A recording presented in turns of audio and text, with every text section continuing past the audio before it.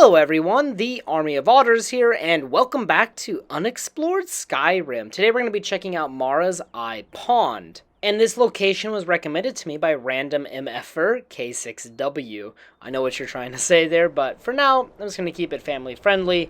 But I am really happy that this was recommended to me because I had a lot of fun checking out this location, and it's a place I never knew existed, so let's dive into it.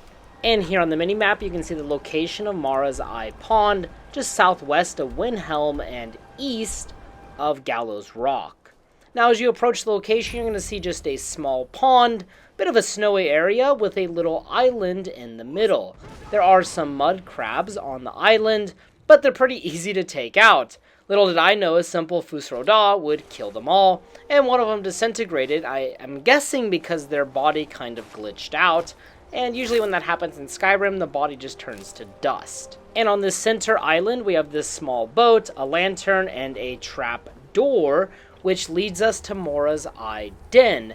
And inside this den, we have an underground cavern that is obviously beneath the pond. It's kind of a bit scary. And then we have some vampires inside of this den, so we have to go ahead and kill them. I didn't realize the skeleton would fall apart, and so I kind of wasted my time on that. And then the other vampire went flying with a simple hit.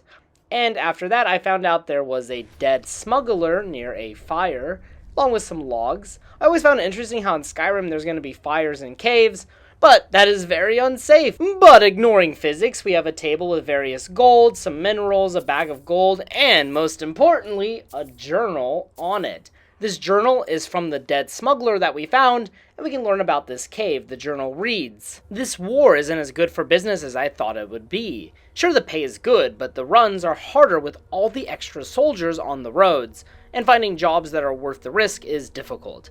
Like our current job. Guys hire us to move a bunch of crates with few questions asked. So we get the goods here, and I take a look in the boxes, just to know what I've gotten myself into. And what do I find? Bodies. That bastard had me moving bodies.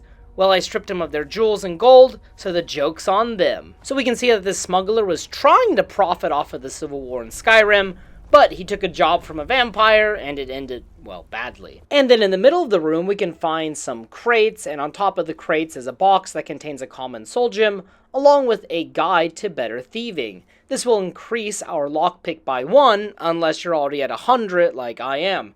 Very unfortunate. Over here, we can find a locked chest, and upon opening the chest, we will have some random loot. There's a potion of magic and some gold in it for me. In the mouth of this statue, we can find a coin purse, which I thought was really cool since this den did belong to a smuggler. And like all of the golden stuff we found on the table earlier makes a lot of sense, since it belonged to a smuggler, and obviously the jewelry came from, well, we can assume, dead bodies. In the water, we can find a chest which had a diamond necklace and some gold for me. Then we have 2 cages, one of which is unlocked, and there's a dead vigilant inside with random loot. Next to this cage is a skilled lock. That for me was a master lock because I have 100 lockpick, but it's skilled, but there's nothing inside. So you don't really need to open it unless you're just trying to get some XP. Back outside of the den, we can find this cart and crates next to the pond. We can assume this was used by the smuggler. Also, there's a clay deposit along the west banks of the pond. As noted on the wiki, this pond has a very fast current for whatever reason. This is not typical of ponds in Skyrim. Then to the southeast, we can find an unmarked pond that has a shrine to Talos. Along the banks of the river, we can find a chest next to some very beautiful flowers with random loot. We can maybe assume this was used for like donations or something. And then we have the Shrine to Talos, which had the book 2090-20 Mid-Year Volume 6, that's a mouthful, which actually increases our heavy armor by 1, which was really good for me because my heavy armor on this playthrough is very high. So I just thought it was a cool location, and I have no clue when else I would talk about it, so here it is, next to Mara's Eye Pond. And real quick, I wanted to mention that Mara's Eye Pond is most likely named after Mara, which is a goddess in Skyrim, specifically the goddess of love. Alright guys, thank you so much for watching this episode of Unexplored Skyrim, and thank you guys so much for the support of the first episode. It's been amazing. If you have any recommendations for the next location or anywhere you want to see featured in this series in Skyrim, please post it in the comments section below. And as always, until next time.